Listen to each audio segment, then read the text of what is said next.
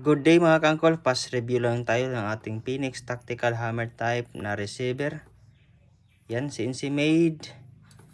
Stainless steel internals with safety lock. Hindi mo lang makalabit yan. Unlock. Saka makalabit. Yung kanyang lock ng kanyang swing, meron siyang locking screw. Tapos itong ating steel valve, meron din yung locking screw sa loob. Adjustable power for AC tuning. Tapos adjustable din ang kanyang trigger tension. 16mm barrel sukat nito. Nandito yung kanyang locking screw ng kanyang barrel para sakali magpapalit ka ng barrel, hindi ka na magtatanggal ng scope. Tapos yung plenum napakalalim dito. Tapos itong isa pa nandito sa loob. Tapos walang dugtungan ng kanyang buffer tube. Pressure gauge 1/8 NPT.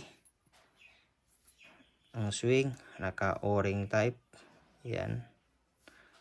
Ang laki ng kanyang transfer port.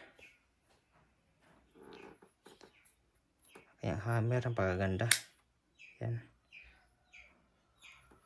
Thank you.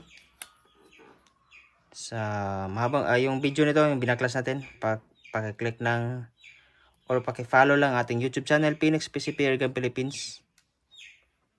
Thank you mga kangkol.